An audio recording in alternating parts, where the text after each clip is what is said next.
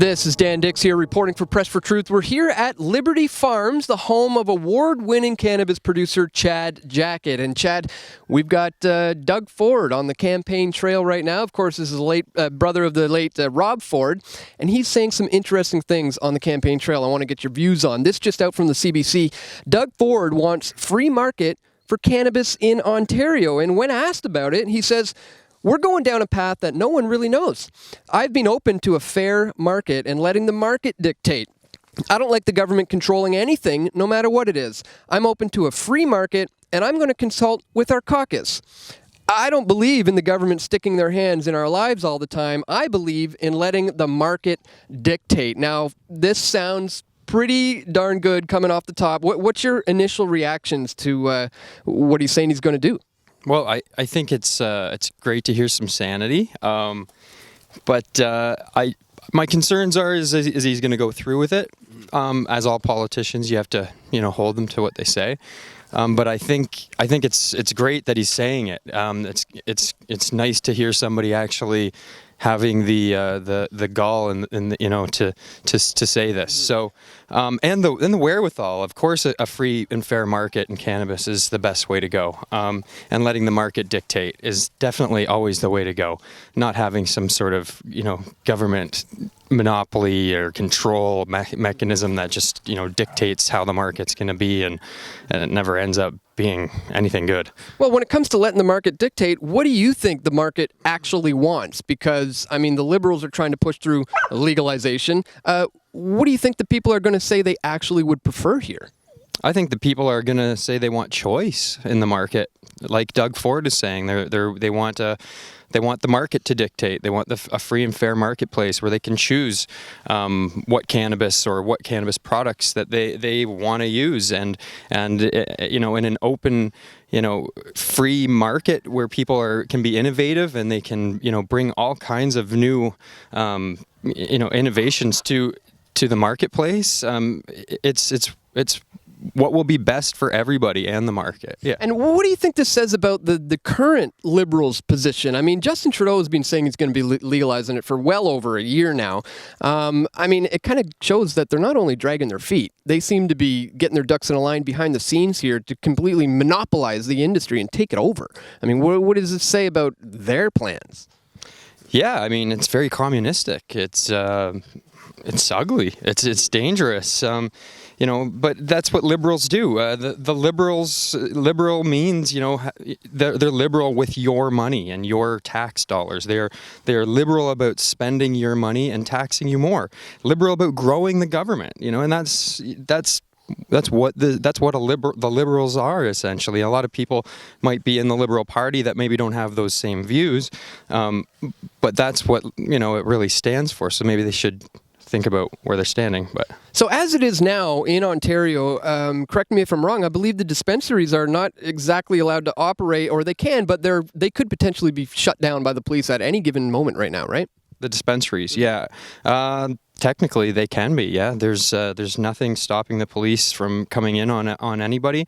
A lot of these dispensaries are paying their municipalities a very large sum of money for business licenses, depending on what municipality you're in, and there's still no protection there. There's nothing that says that the police, the federal government, won't come in on you. I mean, some of the local police are saying they won't, but I mean, they still do. Look down in Vancouver, they're still raiding people. They've claimed that they're going to slow back on that. They don't seem to be doing that for nonviolent crime. Yeah, I mean, yeah. So now, I want to get your views on something else, changing gears a little bit, because within this same article, it says newly elected progressive conservative leader Doug Ford says he's going to cut taxes, talking about the carbon tax. That's a whole nother thing. But he also says he's going to repeal Ontario's sex education curriculum. What do you think about that? Because Kathleen Wynne, in my opinion, is completely out of control. And the sex ed curriculum in Ontario is disgusting, and he wants to repeal it. What do you think?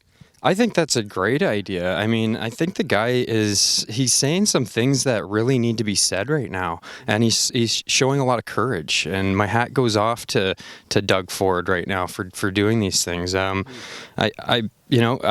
hope he reaches out to us at the Cannabis Growers of Canada on this cannabis issue, and we can sit down and talk about the future of cannabis. And as far as the all this stuff that's going on with the Liberals ramming this new radical sex ed agenda down our children's throats, I think that parents, I don't think they want their children learning about these really nasty things that they're teaching them in these sex ed programs. It's especially such a young age. I mean, it's not something that we need, and I sure don't want the government funding it. I don't think the government should be involved in educating our children. Otherwise, you get what the government wants your children to learn, and not what is best for your children to learn. So for me, I think we need to really get the government out of the education process altogether. But yeah, that's another story. Now, he also says he's going to try to do away with the carbon tax, which I think is a good thing. But we've seen politicians make promises before, namely somebody who's our brethren to the south, who is not exactly following through on all his campaign promises. So is it possible we still have to be leery of these promises? Because after all, let's admit it, he's a politician. Yeah, and that's why I would be very leery. And if somebody's going to say these things, then it's up to the people to then hold them to those things that they've said, and that becomes our responsibility. So we all need to become more responsible in our lives and in everything that we do. And if we're going to vote for somebody that we think is saying some things that we like, then we have to make sure that those things that he said he's going to do, he's going to do once we get him in. Yeah. I think the best way to do it is to vote.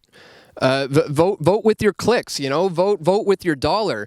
And if you want to see the cannabis market move into a free and fair market, just like he says, one of the best ways to do that is to get involved with with your organization. Tell us how people can get involved if they actually want to see this go in the right direction.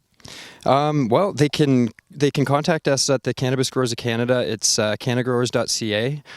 They can send an email to either myself, Chad at cannagrowers.ca, or my wife, Tanya, Tania, at cannagrowers.ca.